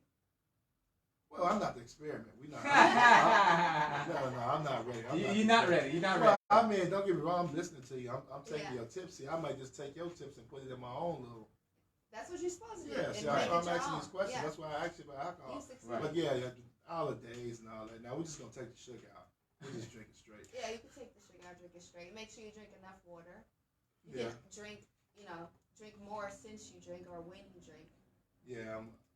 I think about water. It seems to the bathroom too much, so it makes for an uncomfortable evening. It's cleaning your system. I understand that, but I just said, You it's just tough don't to- like the drawback that comes with it. Yeah, keep going to the bathroom. Yeah. Then if you don't, you hold it. Then once you get home, you get in the bed. You gonna do that 4 or 5 times through the middle of the night. Yeah. Right. So, but I get it though. No, I was curious, but Chef Boyardee, you're not Chef Boyardee. I Not thought you at all. could cook. No, not at all. I just got a couple of go-to dishes, and that's about it.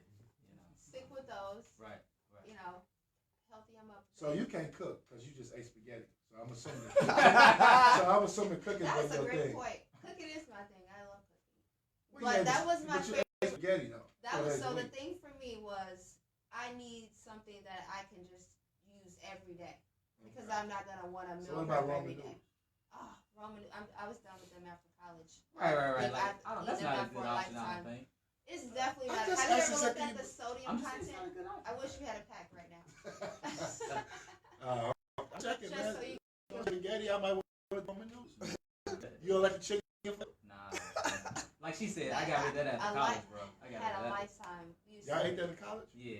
every day. When you That's low how we budget. survive. Yeah, Everybody low wasn't budget, a 4-star athlete in college. Nah, I ain't eat that. I was eating KFC, Applebee's. I He didn't ate see all the those good because stuff. it's He- We great. had I'm not even gonna talk about that. We had to cook. We ain't had no problem. No, noodles not good for you though. Noodles not good. No, not good. No. We don't go through all the foods because you gonna have somebody eating Brussels sprouts. You don't gonna do that. You gonna tear everything. You want to eat about if you want. How many times a day? Result for vegetables. Just in general, how many times do you think you should eat a day? It really depends on your activity level. Mm-hmm. If you're an active person, exercising like at least 30 minutes a day, 3 to 6 meals. Wow. Eating 3 to 6 times a day. Because sometimes we'll go in the gym and we can't get results because we haven't eaten enough. So that's the person that's working out too much and not putting enough fuel back in the body. Oh, okay. Yeah. Well, where can folks find out more about your services and things of that nature? They can check me out on Instagram. It's at @IamEMarie_. Okay. And I also have a show on Instagram called Tip Tuesdays. I do on my IG stories. It's about a 1-minute show in the 15-second slides. I give a new tip on a new topic every Tuesday morning. Okay. My first one I did it about a year ago, so I've been doing them for a year. The first one was the 6 things I did to lose weight. And it got very popular after that, so I just kept doing that. Oh. Yeah. So can we go back and search the hashtag? And get Yep, you can search the hashtag Tip Tuesday, and you'll see it. Yep. And you can also look at my highlights. I've saved some of the stories. Some of them are about skincare. Some of them are about gaining speed for running the marathon. And I did like a question and answer session also, and I've left that up there, highlights. Instagram is popping now with the highlights. You can save them, save your stories. Yeah, that's true. You can. Yeah. But they only stay up. They stay up for longer than 24 hours. They stay up like forever if you leave my highlights till you delete them. Right. Yeah. Absolutely. Well, Erica, we do appreciate your time. Thank you so much for having me. This was fun. Absolutely. Thanks for joining us on the Southside Heat. Yeah. We'll be right back.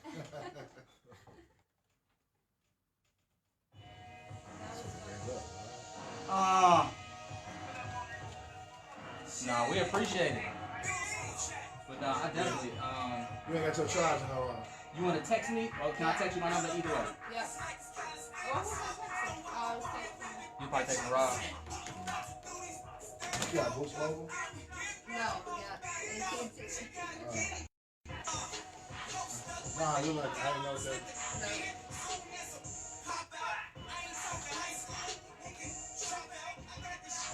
You guys have Instagram? Yep. Sure. We just got the personal, like we don't have a show page. I'm C Townsend TV.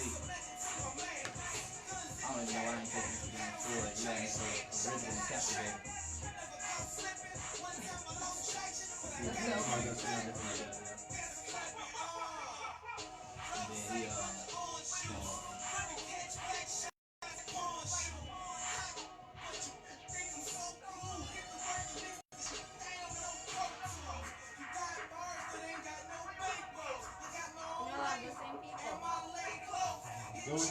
Like 50. Oh, okay. Small world. go ahead and text me if you don't mind. Yeah.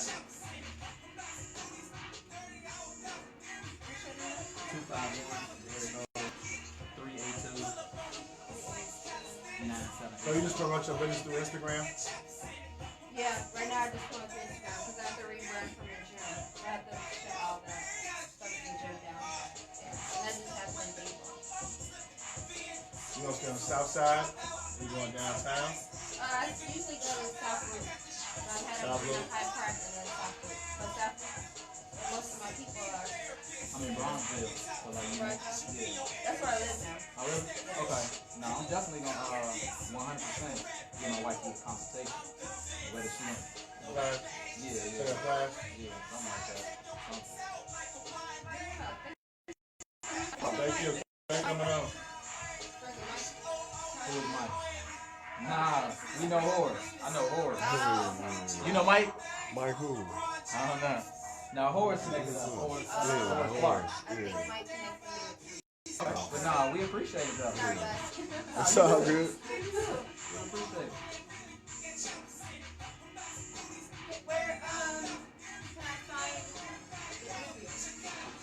It'll probably be like on a podcast. We'll probably chop it up a little bit. It'll probably be a smaller version, but I'll text you with the information. Okay. Yeah, it's just the audio portion.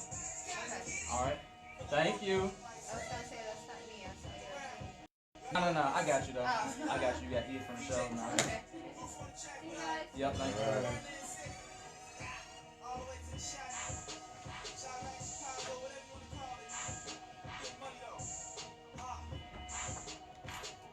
Good. Southside Heat, Clement Townsend, Antoine Walker. We continue the basketball discussion. Be sure to follow us on the gram. C Townsend TV on the gram. Also, Twan Walker 8 on Instagram. Always hitting you with the most inspirational posts that you can find on the gram. It is Antoine Walker. But how about we dive back into the... Twan knows, man. Twan knows. That's all. Let's dive back into the basketball discussion, though. And when you look at Devin Booker of the Phoenix Suns, out 6 weeks with an injured right hand. He had some hand issues at the end of last season. Had some hand pain during the final month of the 2017-2018 season. Eventually sat out the last 12 games, but then just recently had the hand surgery. According to the release from the team, he had the hand surgery on Monday, September 10th. Why do you think if he had some hand problems at the end of last season, he waited so long to get surgery, just a few weeks before the season? And what could this mean for the Phoenix Suns that you don't have your leading scorer and your top player? He's probably going to miss at least a few games for the regular season. I think for them, they're in the rebuilding stage. I'm not saying they're trying to tank the season, but obviously they just invested $158 million into him. They want to make sure that he's 100% healthy. You don't want to just bring him back and have him out there playing hurt. I think for Devin Booker, I think obviously last year, I think he missed 16 games. I think you are right. I think he missed 16 games last year with that injury. Hopefully it's not something, because this is right hand. I always look at that. I know a lot of people look at injuries and say, well, but this is right hand. So obviously it's something that I think he's going to have to take his time to get healed back 110%. Like I know, Clement, these guys swipe down at the basketball. They can re-injure that hand right away. So I know it's not, they're kind of downplaying it like it's not that serious, but it's something they're going to have to get to be 100%. He's going to take some pounding. And it's his shooting hand. He's one of the prolific scorers in this league and one of the best shooters in the league. So you are concerned with that. I think I think the team's going to be very competitive. I think obviously DeAndre Ayton shows some that he's going to be a very good player in the league. So they've got some pieces that they're adding to that team, and obviously you want to get those guys to playing together as much as possible. I don't think Phoenix is going to be an easy win when you go into Phoenix.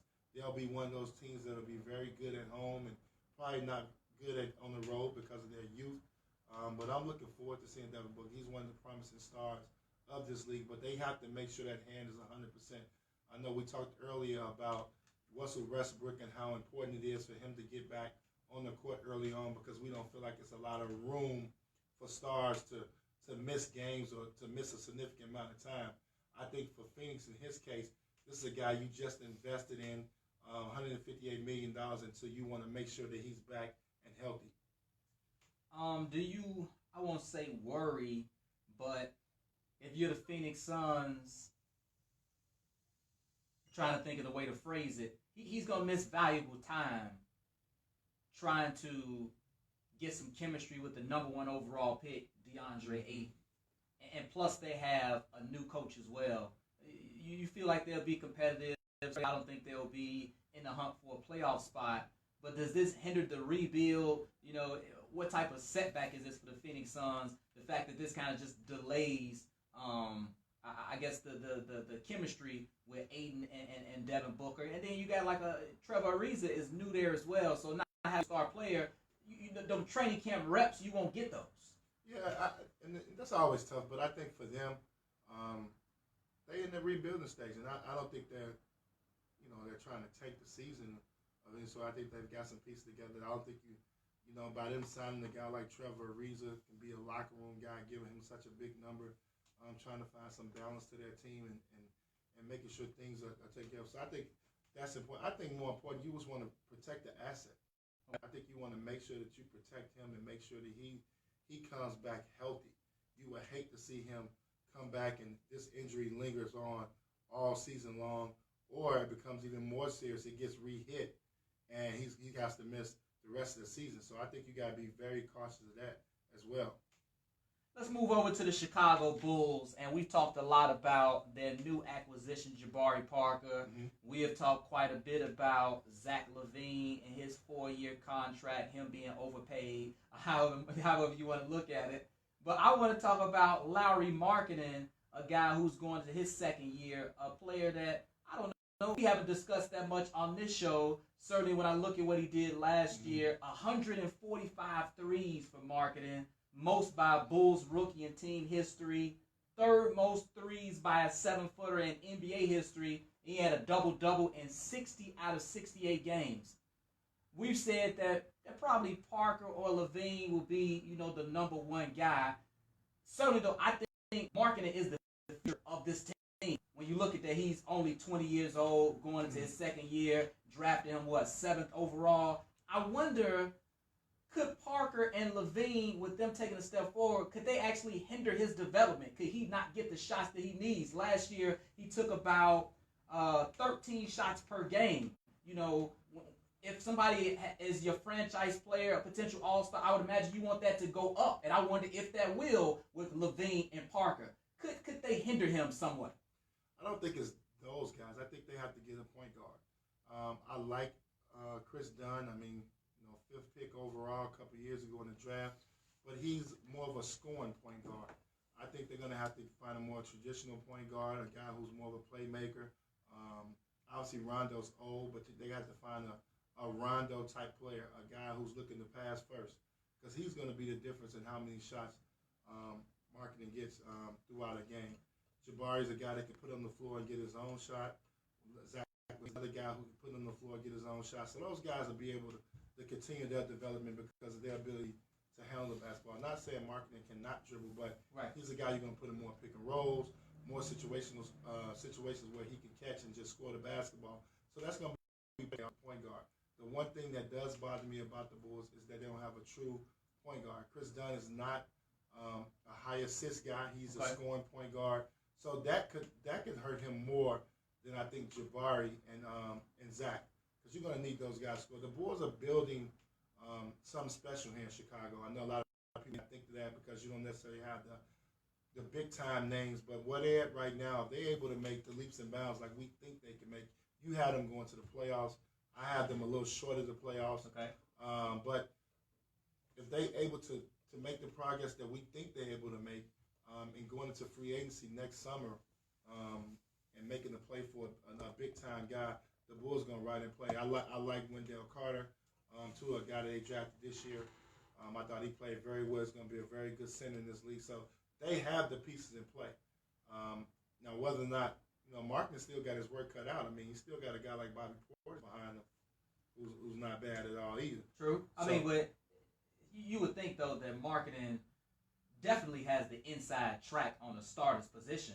Like when you draft a guy 7th overall, and we saw the shooting 7-footer, you would think that he's going to get the majority of the minutes.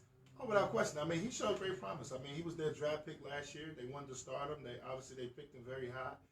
But they've done a terrific job in the last couple of years in their picks. And obviously, I think when you think about Zach and Jabari, those are two guys that can put on the floor, get their own shot. They'll be fine in their development. Okay. I think for Markkanen, it's going to be more predicated on the point guard. Okay. But what do you need to see from him? A lot of times we talk about in the summer improving your game. I don't know if you've seen some of the clips of the pictures. It looked like he put on more muscle.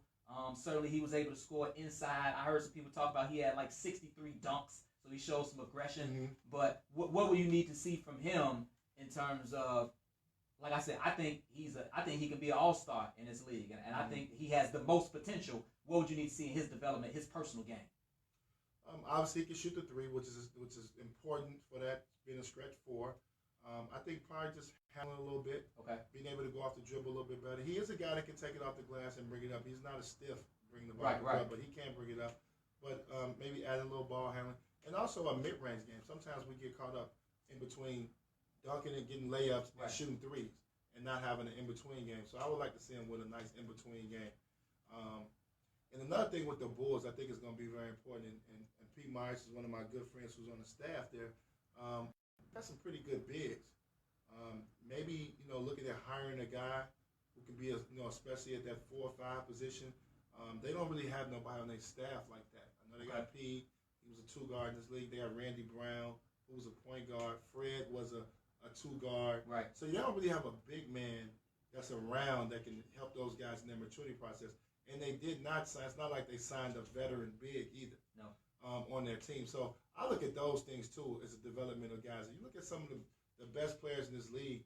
It's usually an assistant coach or somebody that they latch on to. I mean, you look at Maurice Cheeks, who just got inducted to the Hall of Fame.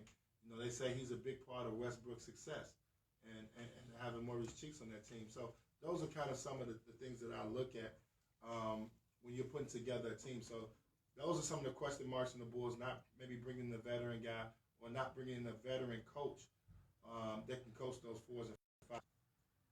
We've heard a lot of people compare Markkanen to Dirk. I don't know how fair that is, but I've recently heard him be compared to Rasheed Wallace. Mm-hmm. Also heard some people say low-end Channing Frye or higher-end Kristaps Porzingis. Certainly all those guys that I mentioned, top 10 picks, all those guys are, big men. Rasheed, 6'10", Channing Frye, 6'11", Lowry is 7 feet. Channing Frye went to Arizona as well. Give me kind of a comparison player-wise of maybe his ceiling, maybe his floor. I think it would be hugely disappointing if he turns out to be Channing Frye. I give him much more credit than that. Don't know if he could be Dirk. I think Dirk is a little far-fetched. He has a different game than Dirk. Okay. I think it goes back to what I just said. He's a guy that can shoot the three. When you make 145 threes, you're a legitimate three-point shooter. Okay. You can make the three-point shot.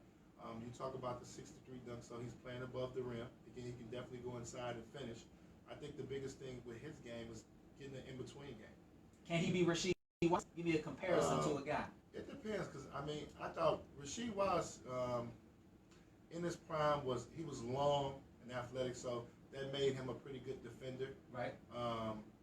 Rasheed really didn't have a mid-range game, but he did have a low-post game where he could post you up. He had a fadeaway, long arms. Right. Rasheed was a 7-footer, but Rasheed also could shoot the three.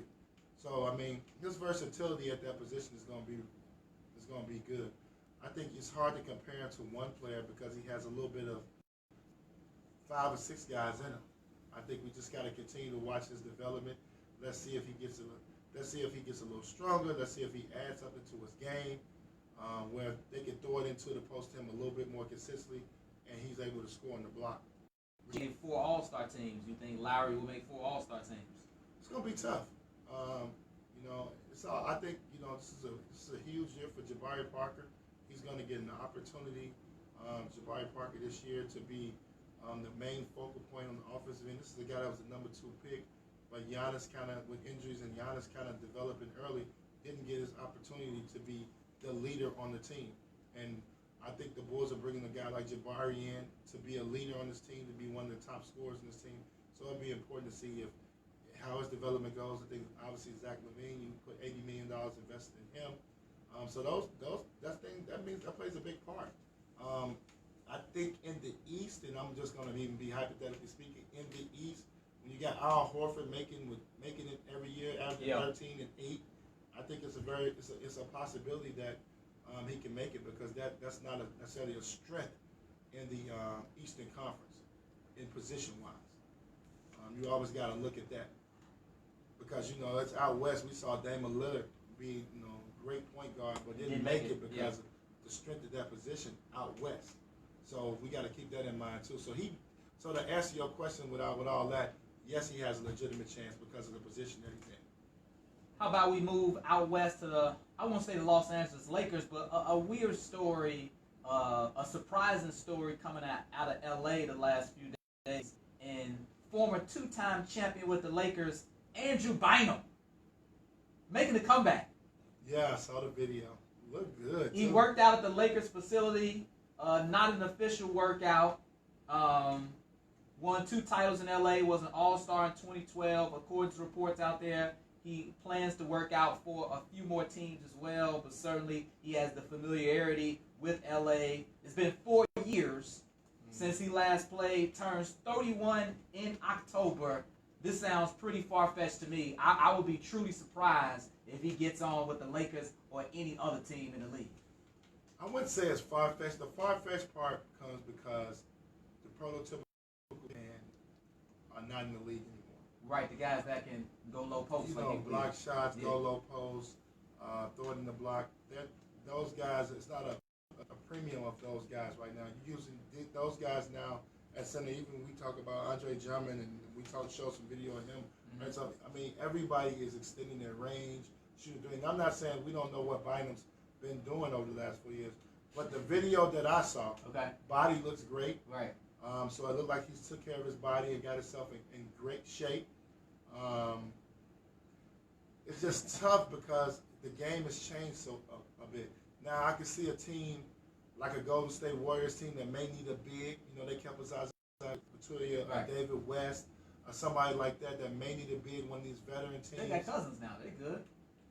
Yeah, they do. But I'm just saying, it always comes a time Right. where a team needs a big, just as a safety valve. Yeah. The Lakers though have JaVale McGee. I think they. Well, they I think the drafted Lakers, Mo out of Wagner. respect, he got 2 championships. I think the Lakers let him use the facility to Okay. work out, Okay. if I read it correctly. Yeah. They were not one of the teams I think that were necessarily interested in him.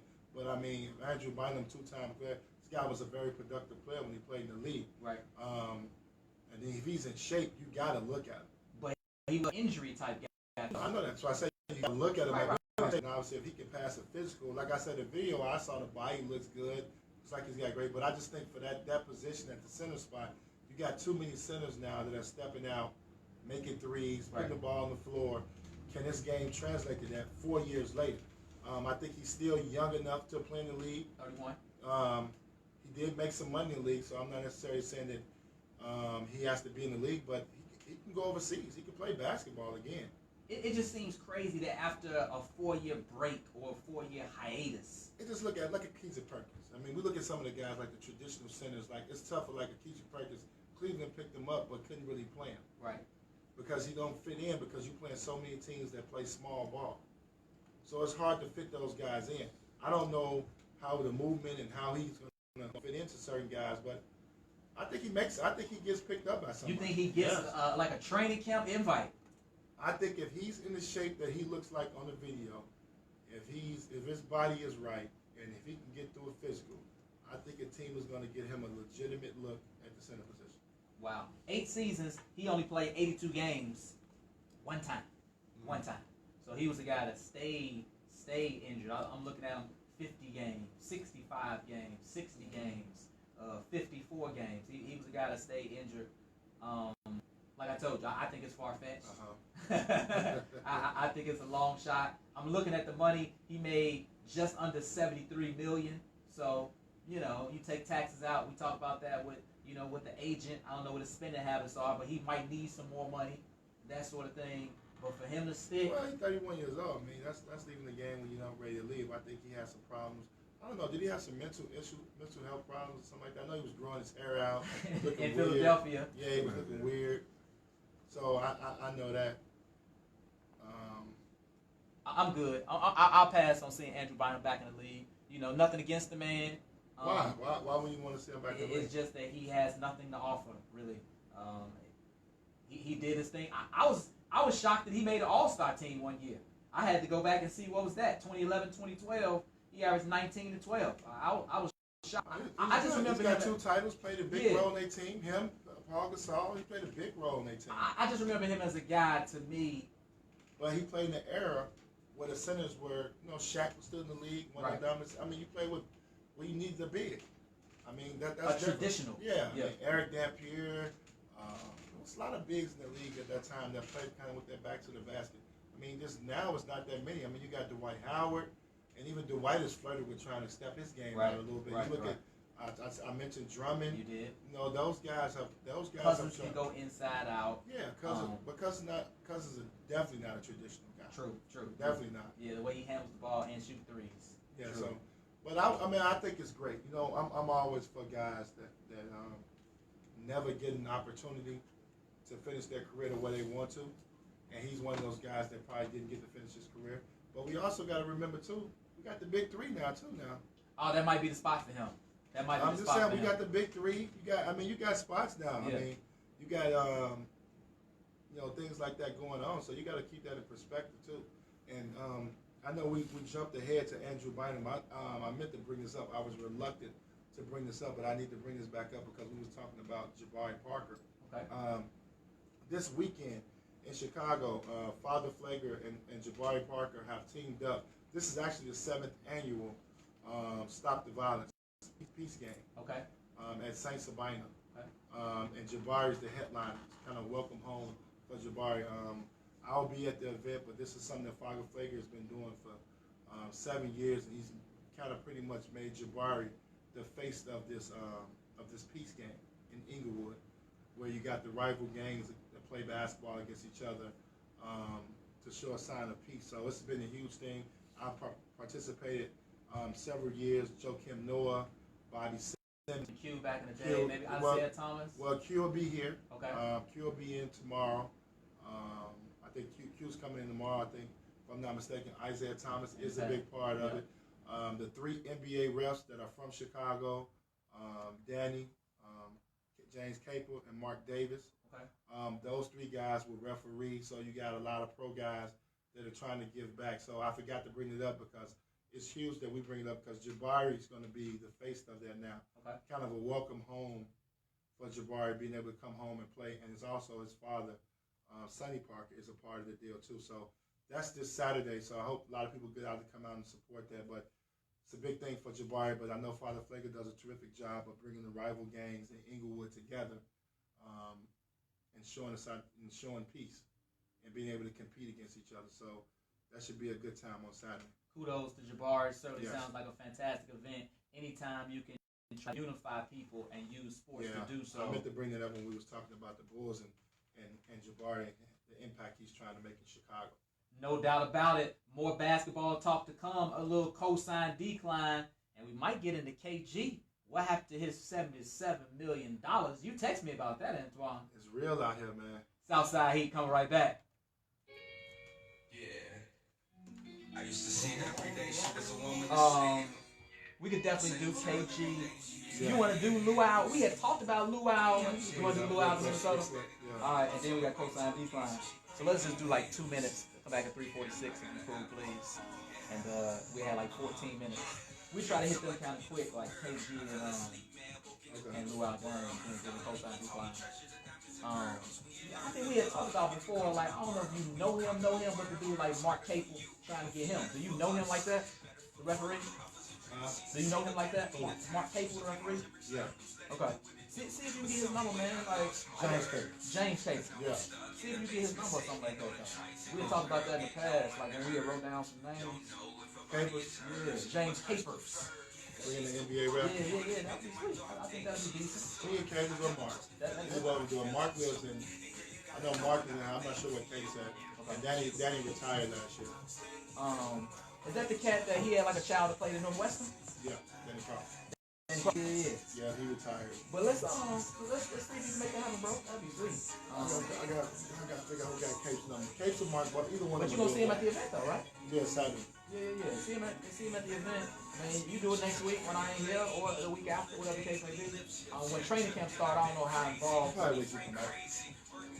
I don't know how involved. Me and Rob may go love Dr. Man. I know Rob like entertainment though, so y'all can go all in on entertainment. We might go love Dr. next week, man. I have something sexy going on. See if we can get a South Timber to come in and argue with us. Bring in what you call him? What's the shorty you did the show with? Oh, She'll argue. Toya. She been in. She'll argue like she'll argue for real. Straight up. We're gonna argue with us. Clement Townsend, Antoine Walker, Southside Heat.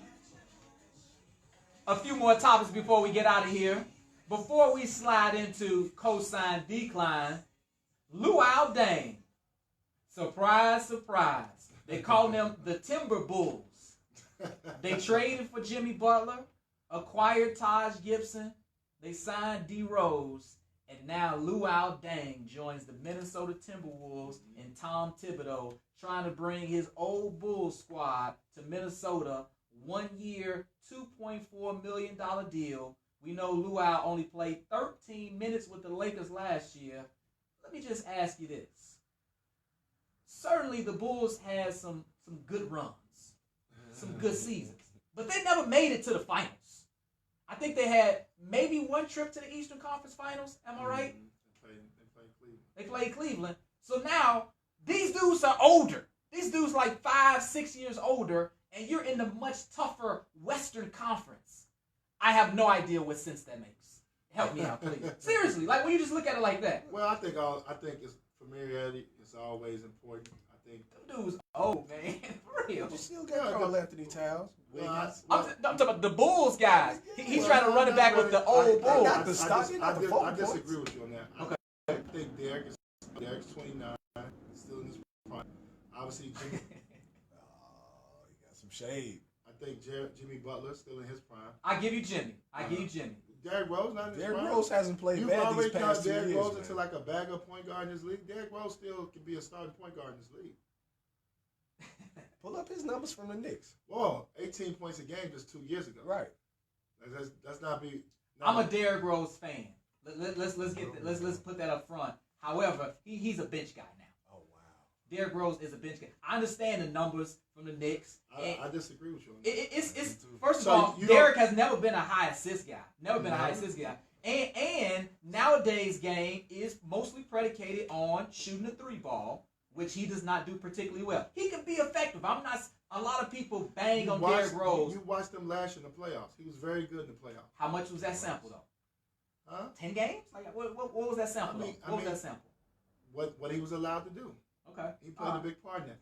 Now the Luol Deng signing, I'm more happy for Luol Deng than more so why Tibbs signed him. And I think the Luol Deng signing is huge for him because he gets to finish his career out the way he wants to. I mean, don't get me wrong. I'm sure he was ecstatic about the opportunity of getting a huge deal with the Lakers, and it just didn't work out. The Lakers ended up going a different direction. But he gave back a little money to get his basketball career right. I don't know how many minutes he's going to play in Minnesota.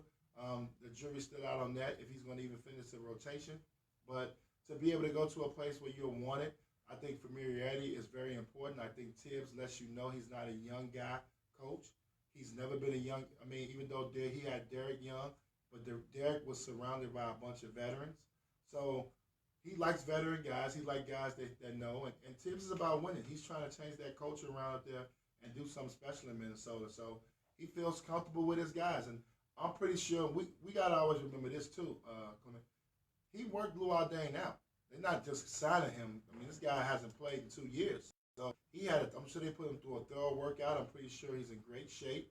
And they see that he can benefit. A guy with his type of experience, playoff experience, you never know what he can bring to the table. Those pickups to me are not necessarily for the season. I think they're for the playoffs. Okay. I think like you saw Derrick pickup was huge for the end of the season. They need to bag up point guard. I know it's probably not going to happen because they invested big dollars in Jeff Teague. But I believe the point guard job in Minnesota, and I don't know how Tibbs is doing it. It should be up for grabs. What? I think it should be up for grabs. I think Jeff Teague and Derrick Rose job should be up for grabs. I think I'm coming in and y'all gonna fight for starting point guard. But I think what Tibbs did last year, him coming in last year, and Derrick kind of coming in as that spark plug off the bench and being able to score the basketball. Maybe that's something Derrick wants to, transition to. But I still believe Derrick can be a starting point guard in this league. He played 5 games. He played well in the playoffs, but that's 5 games. What about the games before that? He played 9 in regular season games. Yeah, he came at the end. He played 9 regular season games. I figured he came at the end, yeah. When I look at, peak Derrick Rose, I say he was never a high assist guy. His career high 7.9, and then he had a year where he was 7.7. And I think the MVP season was when he had 7.7. And when I think of high assist guys, I'm thinking. Oh, without 9, question, 10. he's a low assist guy, but Yeah. Kyrie Irving is a low assist guy. Absolutely. So I mean, I agree with that.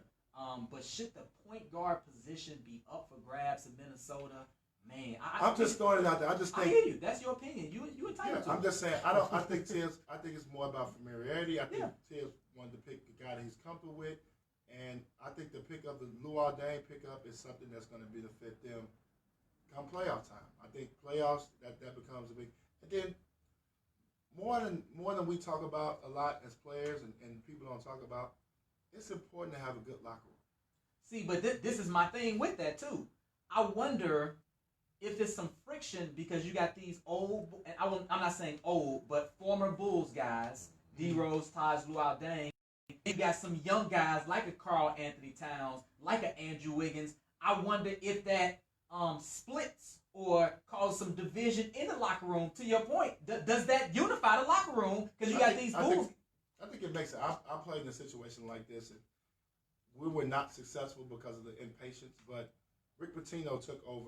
I don't know if you know this. Rick Pitino, when he came in and took over Boston in 1997, 98, my second year. When he came and took over Boston, he traded, and at one time, it was Ron Mercer, myself, Tony Delp, right, Walter McCarty, the same from college, right, on the team. He traded for it and got this back on the same team. Now, obviously, we wasn't as successful as what we made run, but we actually changed the culture of the Celtics. We come off 15 wins to 38. Y'all were young too, though. Yeah. Y'all were young too. But we went 50. We were young. Y'all were young too. We were young.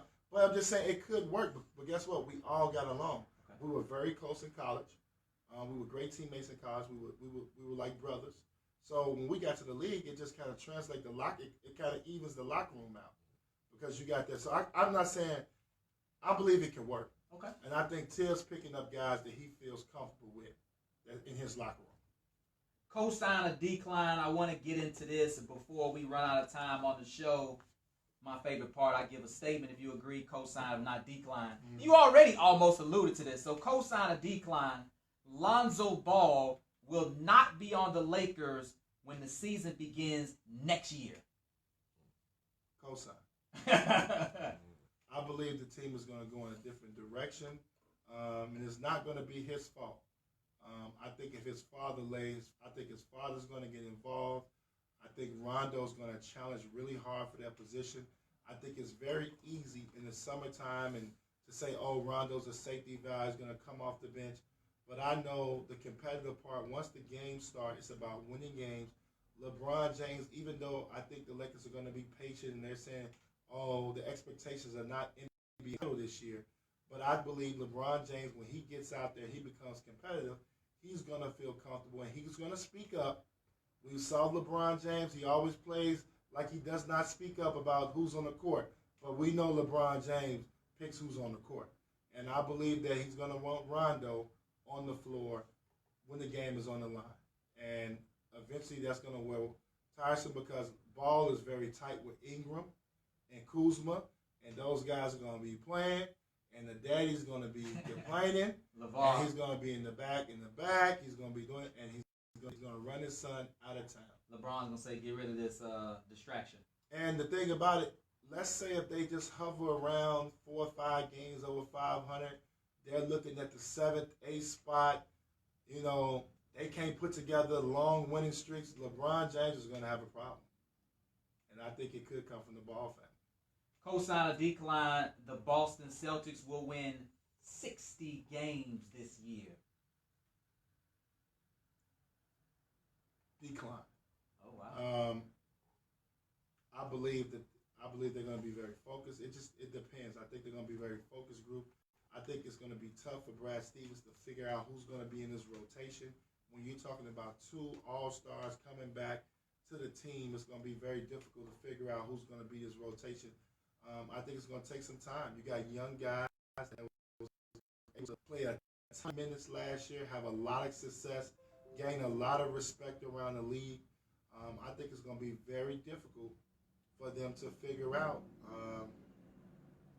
who's going to play. And I think that's what's going to stop the 60 wins. Do you think they'll still be the first seed, though? Yeah, I just think they're too talented. Okay. I think they got a closer, Right. a bona fide closer who's done it on the biggest stage in the world. They got some young guys on their team that are confident, that believe that they could play at a very, very high level, and they did do that. They brought back probably the heart and soul of the team, and Marcus Smart, the guy that does a lot of the dirty work. I like what they got. I thought they did well in the draft, getting a young Robert Williams, who's going to be a great shot blocker for them, a great shot blocker and rebounder. You just think 60 is a little bit too far-fetched? Well, I just think it's going to take some time to get the rotations down, I think, early in the season. But they'll hover around there. I still believe, 55, 57, still a realistic number. I should be thinking 60. That should be that. Now, they should have the same mentality as the Houston Rockets had last year. Let's try to see if we can get home court advantage. We saw how dominant they were this past year at home. I mean, did they lose a game at home? Who? The Celtics. Yeah, I'm pretty sure they did. They had, I guarantee, only lost one, the Game 7 game. Oh, you talking about in the playoffs? In the playoffs. Okay, I thought you were talking about regular season. Yeah. I'm like, no, in the playoffs. That's what I'm saying. All right. Last one. Let's squeeze it in. Cosign a decline. I got this from an article. The NBA has passed Pat Riley by. Cosign. Wow. I believe the NBA has passed him by. And I know he's an executive right now. Yep. But I look at a couple things and how he's done it in this summer. I don't understand the signing of Udonis Haslem. Good for, and UD's my guy. I love UD. Unless you brought him back to be a locker room guy. I don't understand that. Obviously, you're waiting on D Wade. That's well deserved to take D Wade on a farewell tour. But also to not sign D Wade 2 years ago was a mistake. When he went up going to Chicago. Yeah, when he ended up coming to Chicago. So I played for Pat Riley. He was a great Hall of Fame coach, been a great GM executive, ran the team very well. But I think that the time has passed him by. And not just the basis of the team. I mean, he's very loyal. He's kept things intact. But I just looked at it. Didn't really lost LeBron James. Don't have a star player, really. I wouldn't say his D-Wade's not on the team. They don't have a star. I know, but you lost LeBron James. You had him in your backyard. That's tough, though. He wanted to go home. That's tough to compete. Yeah, but, I mean, if he wins the title, does he go home? If they don't lose in the finals, he signs back there. Okay. So, and I believe he had a legitimate opportunity to sign LeBron. He didn't want to succumb to some of LeBron's demands that he wanted. I know LeBron partially wanted to go home. And maybe it was D Wade, maybe being injured, and Chris Bosh situation. He knew about that was going to happen, but that's here nor there. But I do believe the time has passed Pat Riley by. I know you have played under him. That's why I definitely wanted to get your insight on that particular topic. That does it for this week on the Southside Heat. Be sure to subscribe. iTunes, Stitcher, Google Play, Spotify. We'll be right back here next time on the Southside Heat.